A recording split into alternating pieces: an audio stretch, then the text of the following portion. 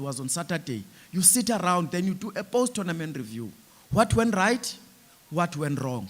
Where must we improve going forward? That is the professionalism that we need going forward. The issue of my uniform have been noted, and the issue of days, Saturdays preferred, others are preferring Sunday, but it's an issue that we will deal with as we move on, because sometimes some promoters prefer Friday because of the setup of the event. So we can't be that stringent on that one. But all that needs to be done is to make sure that all necessary requirements are done for people to be safe. Angifuni nothetha ke ngendaba yama refreshments, because it's supposed to be an obvious thing ukuthi kube njalo. Ayike asibaqhwabele ke ama ring officials. Sisithi thank you very much. Your issues have been noted.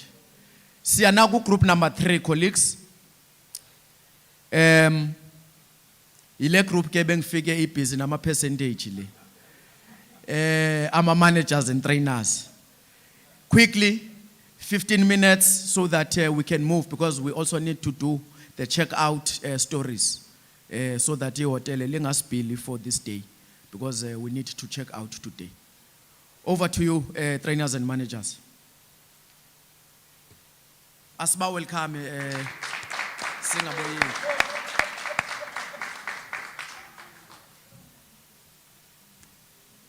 Ngosukuma nokubingelela. Igama lami nguBhunu Sanelo Wamthalana.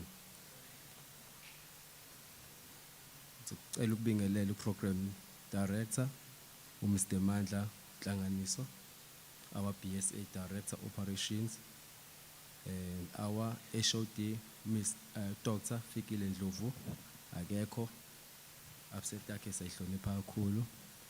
Mr Luthando Jack, our chairperson, no Mr. Eric Tsigeyezwe, our acting CEO, Mr. Sole, and our Sanabo president, Mr.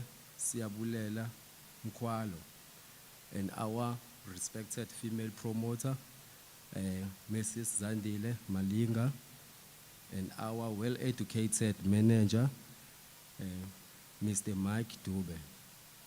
Siyabonga kakhulu. Sicela ushayele izandla.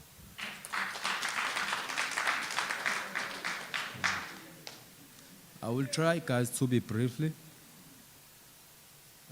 First, we're going to start with our challenges. Sine problem la, yale point which is very crucial, which is very significant. Lo kholwa kwamabhokisa. It's including us, all of us, as a part of this journey. Ukhola kwama managers siyakhala kakhulu, sidlala ama role awu2, sidlala irole yokuba utrainer, siphinde sidlale irole yokuba ucoach. Ngezathu sokuthi emphakathini esisuka kuyona umuntu uma umcela ukuthi asibamsane ngalezi ingane usuke efuna ukholeleka, which is thina siya volunteer la. On behalf of representing my group, sizocela ukuthi ipercent lethu kube u30%. For reason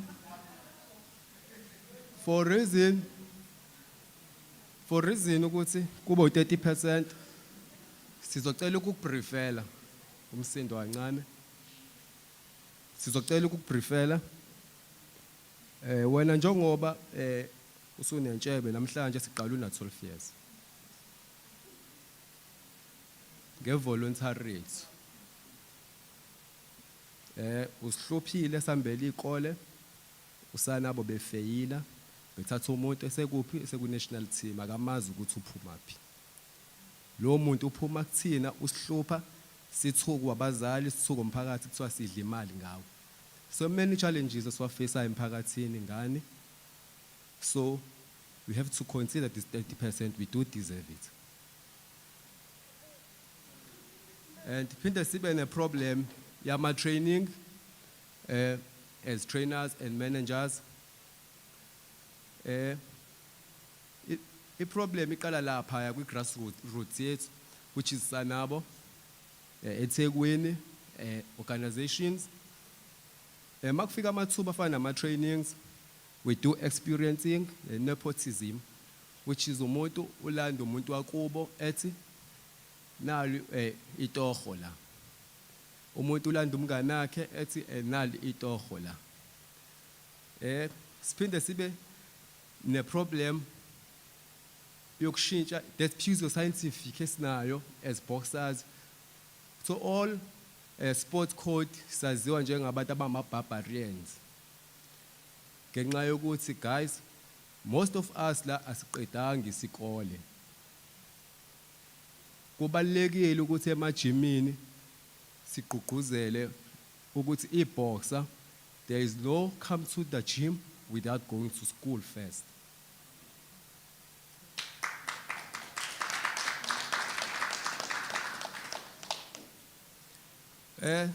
Sibe ne-problem yokuthi uma ugxosha ingane uthi esikoleni kube khona utrainer ofika aside ethi woza kweyami gym wena, because ubuka leya potential yangani. Yes, njengoba ngigromile mina ngiyazi izongihlaza kusasa kwi-media ihlulwe English ingakwazi ukuyirepresenta. Wena usuyayithatha lengane engigromayo lento engizama ukuyenza ukuthi ayihambi esikoleni, wena usubona the golden opportunity wakwenza ngayo imali kuphi ka professional noma ka Sanabo uthi no, ufonele behind my back, come to my gym sisebenze. Uyamcabangela yini lo ya train oqalile le yangane ukuthi bene vision ngale ngane ukwenza i-champion yomhlaba. Sisodwa sicabangelani so trainer. Sine problem yokuntshontshelana amabhokisa, yokushela kwamabhokisa. As we are sitting down, all of us, you are pretending each other. If ngibhekele angikwazi ukukuthemba nebhoxa lami, kumele ngiluse ibhokisa. Ngoba ngine problem yokuthi once ngashare ibhoxa lami nomuntu abakayikhonje uzolishela. So, how we going to solve those problems? We're going to wage the strategy to combat against this animal. How?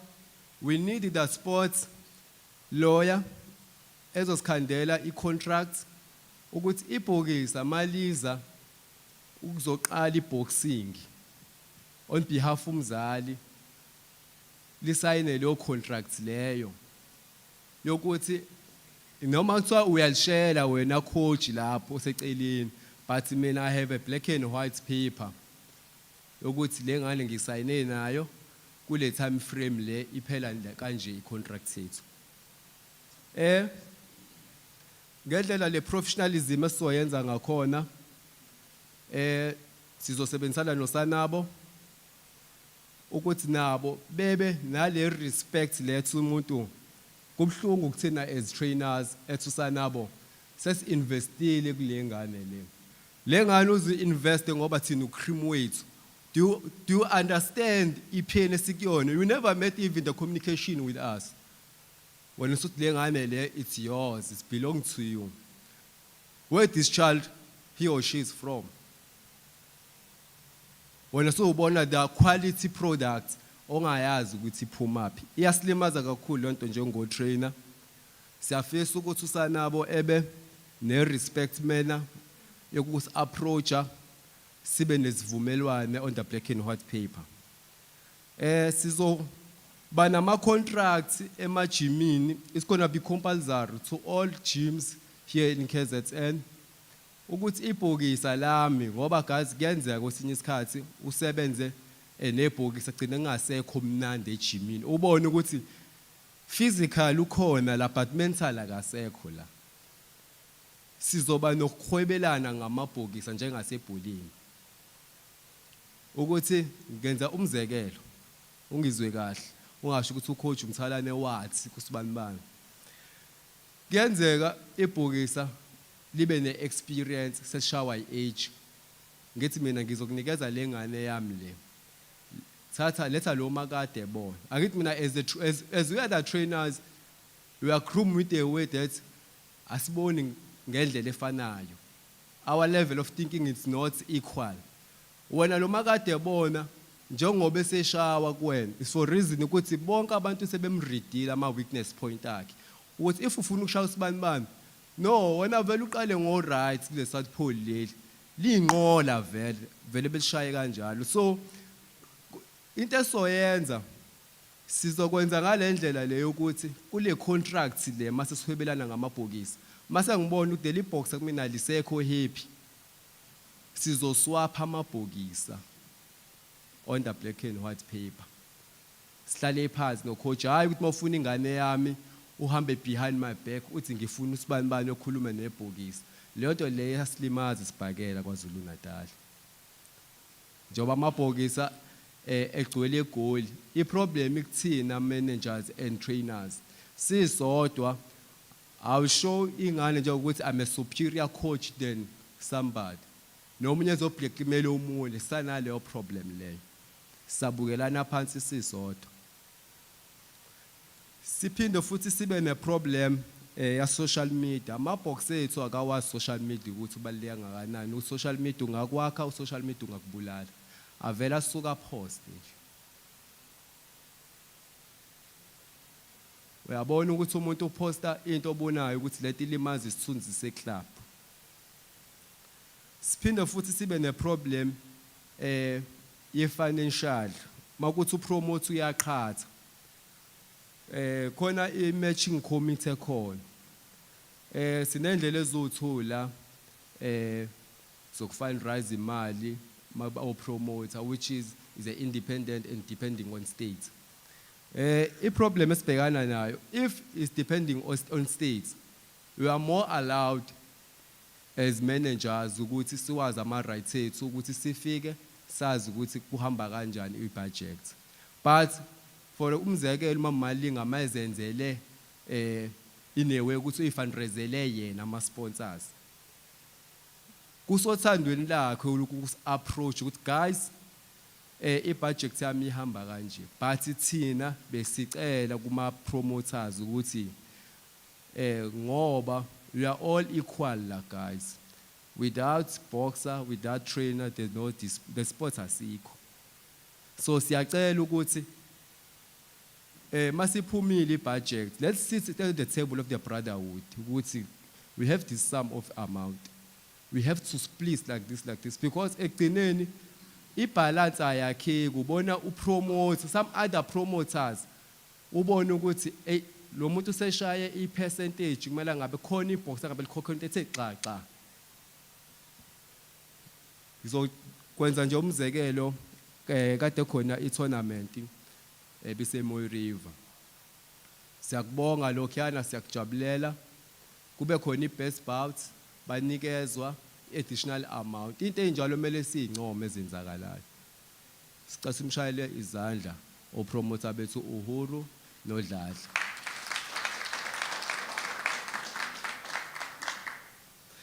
Guys, into esilimaza kakhulu thina as managers and trainers, you are the mediators. Njengoba sise center ikhalazo zamabhokisi azihlaba kuthini. Lapha ya emuva promoter siyacela ukuthi masichazele ukuthi sicela ukuthi usi-invite kuyilento kwibudget yakho. Sike sikhuluma ngoba sisuke sizwa amagama ahlabayo ejimini ukuthi hey cabanga ukuthi sibhakele incane le mali le ayikho lethu kule mali elu 4000. Nawe thatha lo swazi lo suluzwile kuthina udlisele phambili ukuthi guys please just add. Nawe gcineni imele futhi uthole leyo profits because at the end of the day all of us we must gain. Naye promoter mele simcabangele. But ekugcineni into elahlekayo la kuthina mele silungise.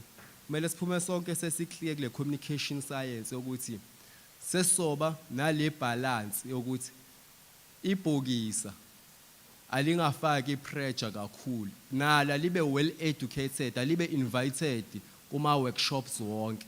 Li understand ukuthi njengoba ngodlalela le mali engaka ingoba ibudget vele iphuma ingaka. Kasplitwa kanje. angeke manje benziwa ama-documentic kuthiwa sayina le mali le uzodlala le mali qhamuka selisayini ayikho into ozoyenza uzosayina. We're trying to build the aplomb kubona because bazodlala nge-confidence nangokuba bebethi bakhela isithunzi if thina sizobabeka bebe represented indaweni ey'fana nalezi. So siyacela kakhulu-ke siphinde futhi sibe nenkinga yama-formal contractors. Siyafuna ukuthi sibe nama-contracts as I mentioned ukuthi ejimini musa ukujimisa ingane isivumelano somzali ungasitholanga ngoba inkinga iqala lapho. Kubalulekile ukuthi ingane yomuntu mayila kuwena iyazi ekhaya ukuthi ikuphi, wazi ama-challenges abhekana nawo. Siphinde futhi sibuye kuma-females. So coach si-experience izinto ey'nzima kakhulu la emajimini. Iy'ngane ziyaqomana, iy'ngane uthi ubona isparring ubuka ukuthi akusasona isparring sekubangwa manje lo girlfriend lo. Sebeyabulalana labantu.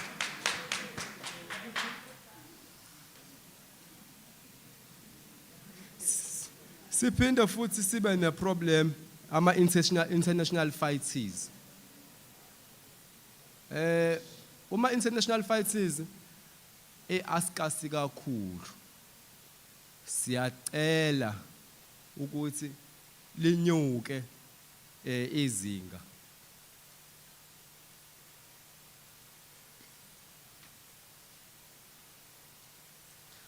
Siyakuma recommendations zethu.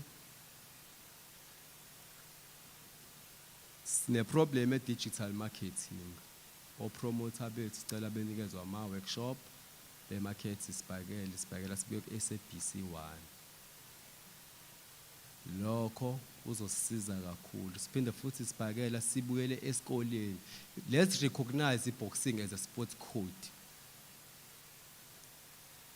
Siphinde futhi sicele the little funds for marketing boxing ukuthi thina hlezi sambela izikole akho sikayiphende sisitholalo as trainers. We're trying to luring these children ukuthi bazojoin boxing but asinayo imali yokufika lapha ya. Siyacela ukuthi nisinikeze leso sikayiphende leso ukuthi njengoba siyesikoleni ukusuka elindelane ngihambela ilindelane yonke within a community inkulu siyadinga ukuthi sibe nayo leyo bus fee leyo. Siphinde sibe ne-problem yama-retirement programs. Sifuna ukuba clear ngokuthi which insurance esibelonga kuyona njengoba banjelwa le mali le. Compensation funds of injuries. Siphinde sibe ne-problem yokushota kwama-tournaments ku-Amisha. Isilimaze kakhulu. Siyacela ukuthi ilungiswe leyo.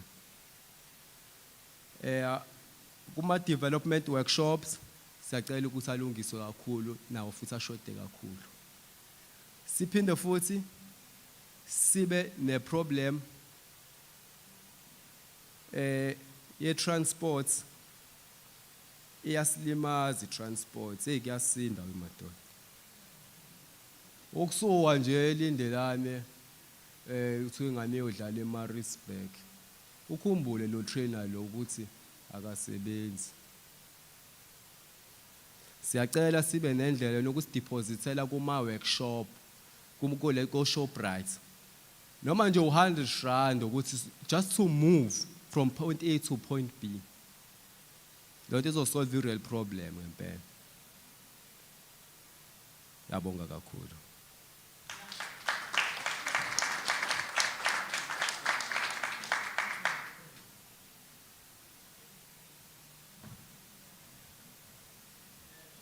Hayi kha sibaphinde nje ama managers. Kuthiwa Mkhwalo so umsa kwe-Olympics uyamazi usuka phi lo mntwana lo. Ngoba mina ngimqale na 12 years. Ngisebenzisa imali yabantwana bami. Wena so uyambona ukuthi hayi uyigolide manje uyamthatha And so ufuna putting ndiphinde ndikhokhele wena kodwa lo muntu wenziwe ndim. This is very interesting job. But what I like is that we are taking the same language. You could see that ikhona a passion from all these groups, and there's a view that says that we need to professionalize boxing. I think this group was focusing more on the issue of the image of the sport. All we need ngama workshops zandi. Sihlale phansi sixoxe. Umuntu ayazi irole yakhe ukuthi iqala kuphi iphela kuphi. You know lento yama dual roles lena iphela isenza confusion. Siphele ngoku imanager ingayazi ukuthi yona yenzani, itrainer yona yenzani, iboxer izokhuluma nobani. So mna angiboni inkinga la ngibona ukuthi sithethe language e1. All that is needed here is to strengthen the communication yethu. Sikwazi ukusebenzisana siye phambili. Ngizocela 3 hands on point, no preamble. First hand. Hayi ingathi ucace konke. 2, then 3. Straight to the point ngokheli sizokwazi ukuthi siqhubeke. Thank you Chair. Angibonge Chair. Mhlambi umuntu kwi-clarity ukuthi khona la angekho clear khona. One, kuno manager, utrainer, ucoach, mhlambi ngezinto ezintathu zihlukene. One, akhe ngithi ndine gym ekhona enginayo ngisebenzisa ama-boxer ka Olympic na ka professional. So that ngifuna ukuchecka ngoba kunento ebizwa nge-licensing engifuna ukuyi-double checka la ukuthi ngiyakwazi ukuthi ngingu-Olympic ngibe ngumanager we-boxer elithene to professional ngiphinde ngibe ngucoach walo ethe kwi-provincial gym and then ngibe ne-license mhlambi both sides yaleli boxer. It's only umuntu ozoba ku-professional izoba ngu-promoter but mina ngizoba yi-manager yalo kwi-side lika Olympic. Kuyakwazi ukwenzeka yini okanye mangaba sengimanager walo leli boxer sengilisayinela ama-contract kuphoqelekile ukuthi ngibe ne-license yini liphuma kumina ejimini yami kuphoqelekile ukuthi ngibe ne-license njengomanager wale ejimini no-coach walo ukuthi ke ngokuphoqelekile ukuthi angithole i-license yini. Number 2, sisicela ku-provincial manager if kusekhona ama-licensee siyacela as Olympic style ukuthi akakasithumelele phela ukuthi these are the licenses ka KZN from official up to boxing wonke lama categories so that sibe ne clear understanding ungaziba khona i-conflict ebakhona. Thank you. That's the good example, straight to the point. La kufele khona ithole. Izamhlekazi.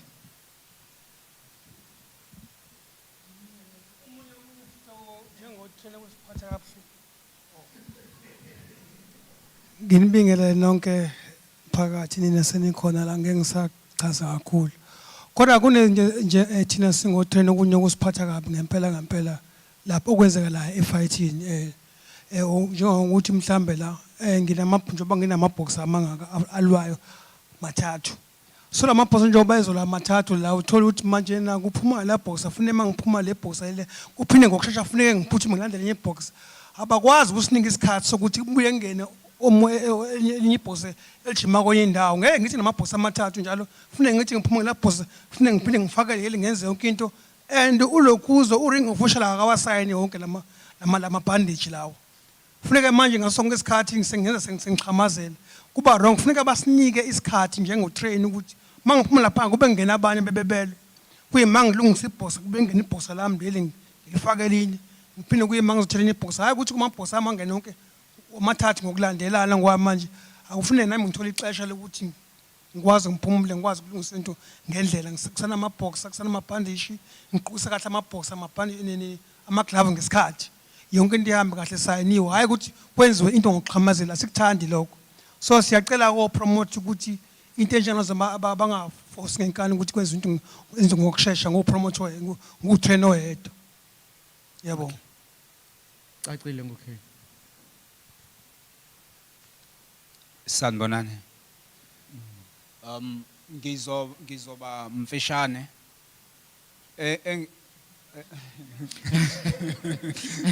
Okay, ebengicela ukucacisa kuthina sonke esila ngaphakathi. Ucoach ivolunteer. Uyavolunteer. Lento esikhuluma ngayo 25%, it's nothing. Leyanto awuphume lwamqondo ukuthi ocoach benza imali ngamaboxer. Ayikho leyanto. Ko iboxer li prepare maybe for 2 months lilungiselela ifight. Leya lwa 25% lowana we 4 rounder uphela ungapheli even 2 weeks elungiselela iboxer. And if kungaze kufike kwipoint lokuthi because isabantu yes ama volunteer but isabantu siyafana nawo wonke umuntu. Fike kwipoint ukuthi okay it's cool. Siyazazi ama volunteer. Keep your 25% size ejimini ukwazi ukuyilungiselela wonke into up until to a fight. After a fight kwenzeke yonke lento eyenzakalayo yama delays ama payment ungabuyi uzokhala kumina ngoba ngiyivolunteer. At the end of the day uyahamba uyotshela umzali wakho ukuthi mina ngenza imali ngawo.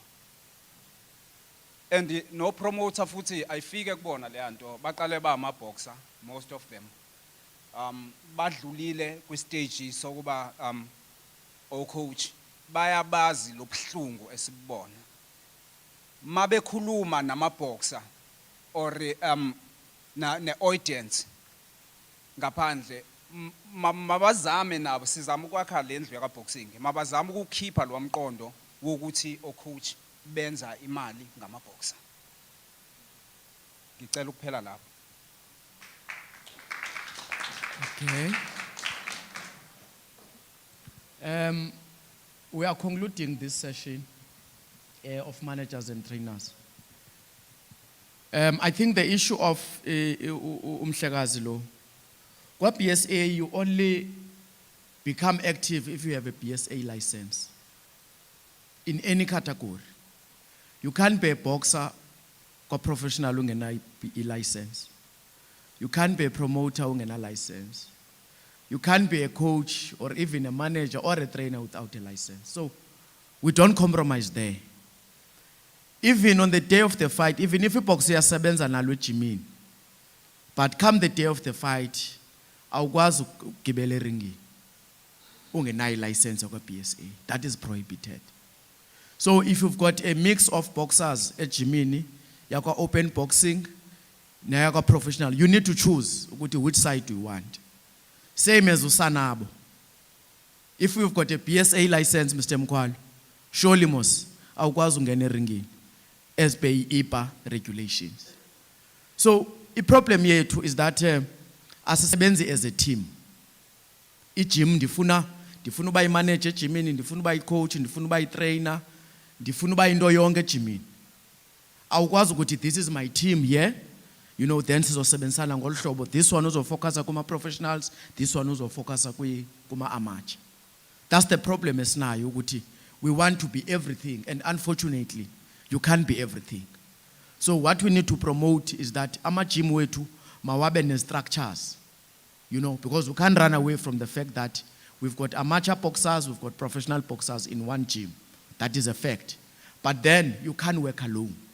Bring other people on board so that nizokwazi ukuhlulelana ngomsebenzi. So long vision iyi-one.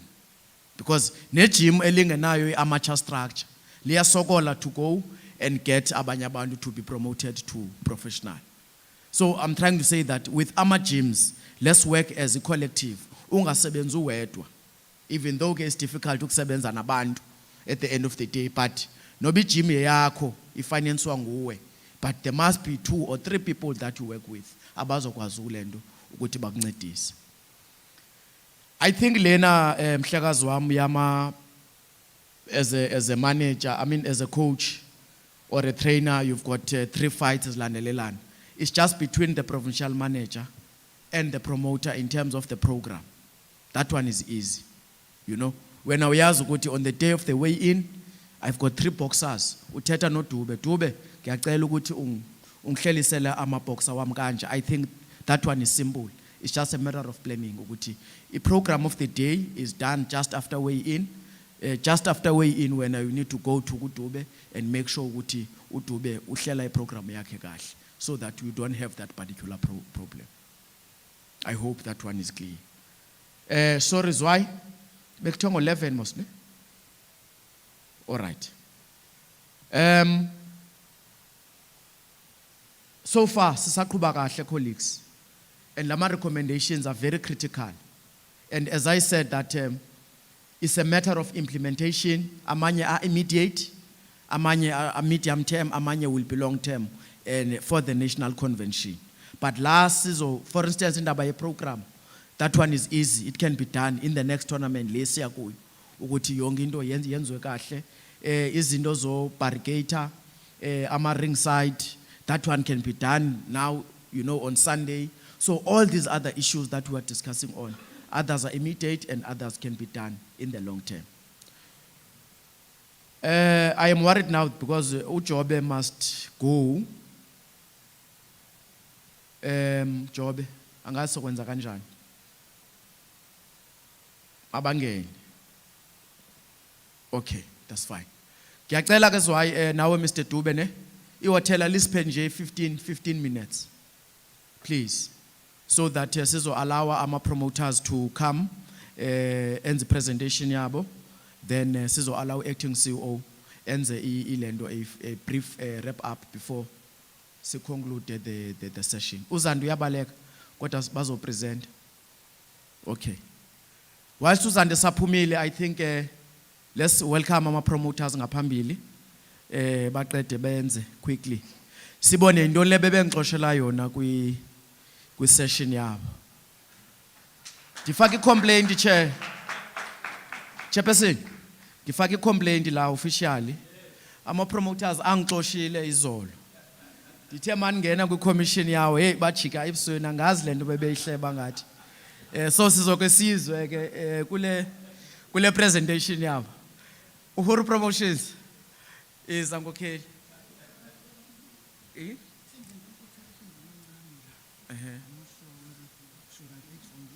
You can alternate, it's fine. Yeah, you can alternate.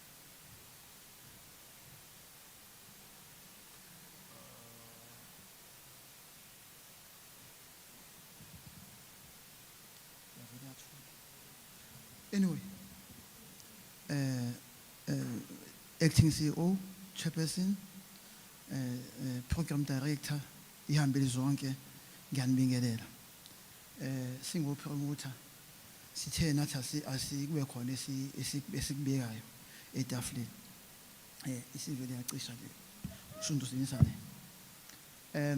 Ngicela ukuthi ngibeke ukuthi lokhu kubhalwe lapha ngizoloku ngi-editha nje ukuze i-challenge sibize nge-challenge ngempela, singathi masikuthi marketing and branding sigcine singazi noma ithi challenge or not. So i-challenge sikhulume ngayo besebenzisa i-program le ukukhuluma besikhuluma, so we are guided by this one ngokwe-order into ebhalwe la. We had first bulletin number 1 obuthi regulations. So njengoba ngizokhuluma nje ngithuma ngikhuluma regulations ukuze ibe ne-order ngendlela esikhulume ngayo lento izolo. 1, sivumelene ngokuthi ku section 11, section 12 no section 13 ama regulations akhuluma ngumsebenzi wopromoter in respect of event esokufanele yenzeke. Then we have also noted ukuthi once upon a time kwakukhona i-regulation number 18, so number 17. Number 17 eyayikhuluma ngokuthi i-boxer alukwazi ukuchallenge kwe-division ingazange lilwe 3 consecutive fights. So on that specific issue, ngoba ngifuna ukuthi ngithi ngikhuluma nge-challenge ngibe ngenze i-recommendation as abafowethu bayishilo. On that particular point, i-promoter felt strongly ukuthi issue your section 17 need to be captured kuma lokhuzana kuma regulations issue ukuthi bewanganyiphi indlela kodwa nje issue ukuthi that section ayisekho because it was amended long time ago noma kwathatha isikhathi eside ngoba yayi disadvantage ama-box. So issue, that's one. Okwesibili, as we are talking about ama-regulations, i-content yawo, we realized ukuthi noma siyopromoter izinga lethu lokwazi ama-regulations alilingani. So hence sisuggeste ukuthi akube khona i-workshop specifically siyogxiliswa ekwazini ama-regulations ngoba asikwazi ukusebenza ngento nathi ulwazi lwethu kuyo oluminimal. That's one. Ngifuna ukujomba ngiye kwilento ekuthiwa i-professionalism ngoba iba closer to into engikhuluma ngayo. We said kunezinto ezitshengisa ukuthi as professionals you are not necessarily professional enough. That's one. So we have to look at firstly event, yini enza event sithi it was professionally organized. A seamless operation kwindlela event yenzeke ngayo ingaziveza ukuthi noma sithi professional board but you are not professional indlela senze ngayo. Ngikhuluma ngesikhathi sokuthi way in besibeke ukuthi izoba isikhathi esithile senze isikhathi esithile. Isikhathi sokuqala kwe-event bekuyisikhathi esithile nesikhathi esithile. We're looking at that and we said leyo nto ayisivezi njenge in a good light. So therefore we need to do something about that. We need to respond to that. Then you said mhlambe ikhona lento esikuthiwa we suggested ukuthi ama-regulations fekwe khona i-act kusuke kwi-act kukhona ama-regulations bese kuba khona into esiyi-suggestayo ukuthi for ourselves mhlambe we need to develop ama-norms and standards ase-KZN because ama-norms and standards might also go further to say ngoba ama-norms into ekhuluma ngama-rules nama-standards in terms of quantities and quality nama-time frames.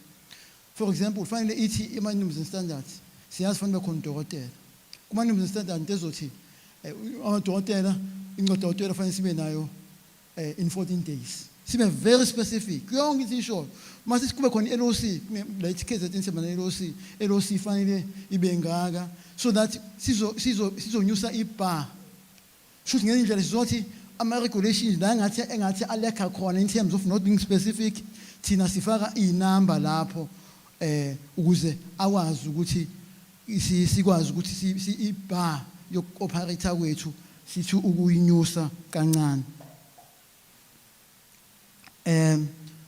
Then sabheka issue of marketing ne-branding. Firstly i-branding yethu si-acknowledge ukuthi kubalulekile ukuthi uma kune-event ye-promotion kufanele kube khona kubonayo ukuthi ubani organize lento kube khona ama-corner cushions njalo njengoba senza. But i-brand masikhuluma nge-brand ye-boxing akufanele siyi-limited to that. Fanele sithi i-boxer no-promoter ne-manager na wonke umuntu akube khona some sort of ukuthi nayo i-brand lowo muntu. Njengokuthi nje indaba ka-brand ne-professionalism into ecishe zibe nobuhlobo. Njengokuthi uma i-boxer linethuba lokuthi lihambele ku-interview linikezwe ithuba lokuthi alikhulume ku-interview kufanele kubonakala ukuthi loya muntu oyi-boxer utrainiwe impela ukuthi angakwazi ukuhandlisha interview. That speaks to professionalism as well, but it also speaks to i-boxer as a brand. So sithola into ezimbili ngesikhathi esodwa masenze njalo. Ngize ngabuya iphuzo ukuthi we can't even blame boxers ungakwazi ukusiconducta kahle kuma interviews uma enikezwe ithuba ngoba wonke umuntu unikezwa i-training phela ukuze akwazi uhandlisha izinto ezithile kuma interviews. Ngingwase Claremont ukwakhuluma uDube eClaremont kwakunobaba ekuthiwa uSugary. That man was one of the best footballers abakhona kulelizwe. The man can't speak. Mawukhuluma naye nje babushuka ngizwa kuthiwa ngo-76 wakudlala i-South Africa ne-England he'll give you one line ngoba kuyena umuntu oyiboxer ozokwazi ukukhuluma as well. So kodwa the basic things nje njengokuthi makuthiwa uzomenzana usibani bani mawunikezwe ithuba, i-boxer must come out in a confident, enikezwe training njalo njalo. That's one. Okwesibili, ama-boxer in particular ama-boxer sonke thina abanye we are sizo-support ama-boxer kule endeavor. You can take us out, but i-boxing ma-boxer engekho ngeke kwenzeke lutho. So ama-boxer we look at them and you said because bayingane relatively kunathi indlela abasiconducta ngayo kwi-social media space ayivezi professionalism futhi ayibavezi as ama-brand. So ngoba ukuthi uya kwi-tournament bese ufuna ukushintsha wenze izinto different ngoba uya kwi-tournament bese unyaka wonke uyamisbehavior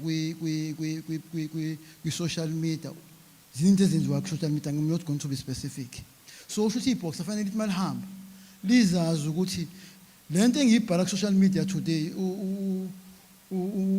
umfowethu uDladla ukhuluma ngento ethi wenza into ngo-2011 kuthi years later ihlale ku-social media space yakho iy'thombe zakho kuthi ngelinye ilanga uthi usubheka umsebenzi leya nto comes back to haunt you.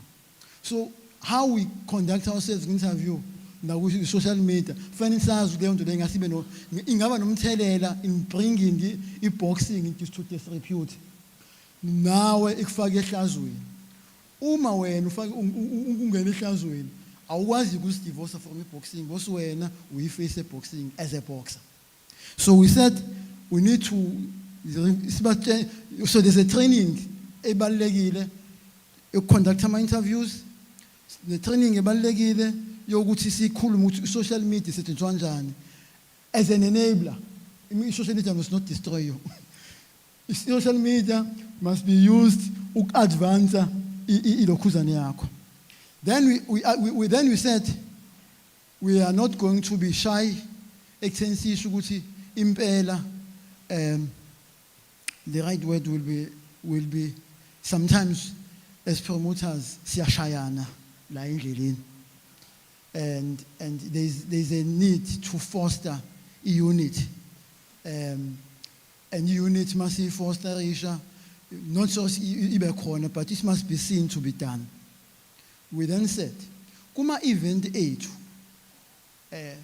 sizodinga ukuthi sisebenzisane ngokwama-strengths ethu as well. Uma ukhona umuntu esimaziyo ukuthi upromoter uyi-face ye-boxing kodwa ke sifuna ukumsebenzisa, mina ngikho angiyona i-face ye-boxing kodwa siyafuna ukusebenzisa amavakhe, lowo muntu leyo ngelanga omunye lowo promoter lowo akathi ngelanga hayi uzandile Malinga ngiyakusupport ukuthi isiyathaba boxing promotion izobe ine-event wonke umuntu akeze lapho. We said that don't izosinikeza even isithombe sokuthi we are not only talking about, because sometimes i-unity singayikhuluma la emlonyeni but it's the action that matters. So we said it must be seen in that ngaleyo ndlela. Then iphuzu elinye esikhulume ngalo iphuzu elikhuluma ngo-5% ekufanele siunikeze u-BSA. Mhlambe ufike ekhunywa lelo phuzu ingakho uxoshiwe ngoba we just needed the space yokuthi siyikhulume lento. Njengamanje I will say regulation, mhlambe it's an act. I-regulation ithi uma kungena imali ku-promoter u-5% we-income ubuyela kwi-BSA njengamanje. So uma kungene u-242,000 u-5% waleyo mali ubuyela ku-BSA. Uma ukhethe njengopromoter sesikubonile sekwenzekile i-KZN ukwenza i-gate taking njengopromoter ke manje u-5% again uyadingeka from i-gate taking. Then kube khona into ekhuluma nge-broadcasting right ethe iwu-10% up to 2 million rand.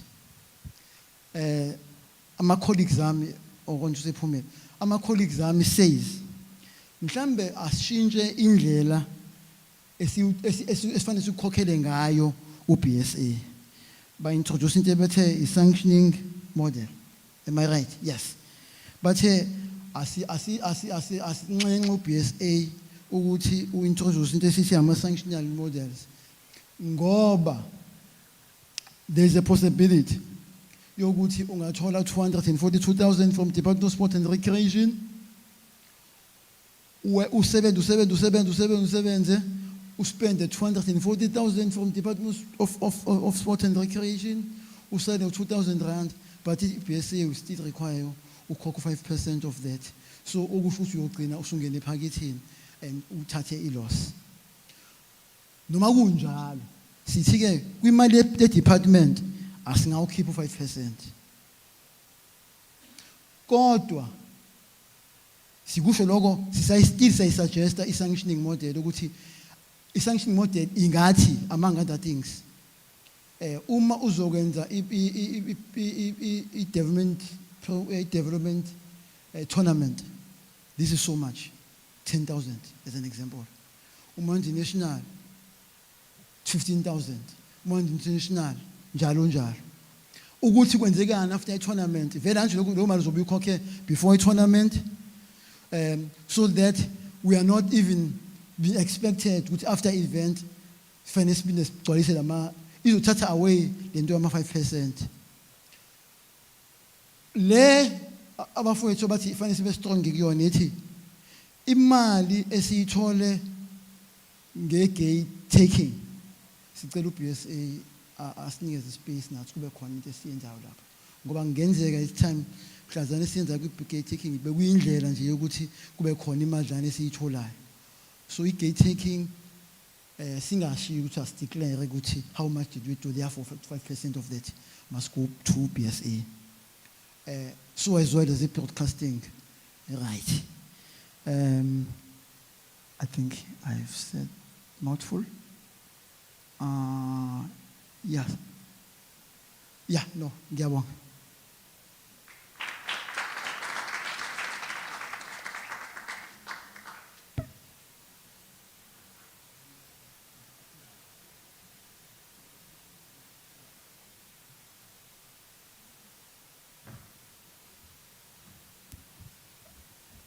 Masibonge baba Gumede presentation which was clear.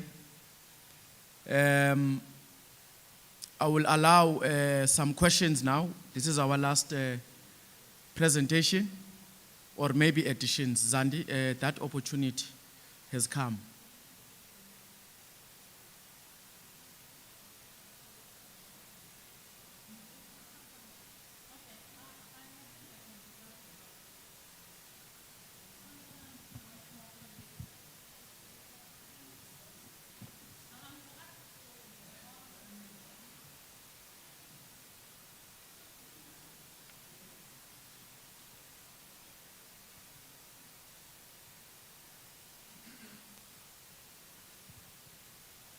Director Ops, Izolo, you showed a keen interest on a matchmaking committee and how it works. And ngifisa ukuchaza again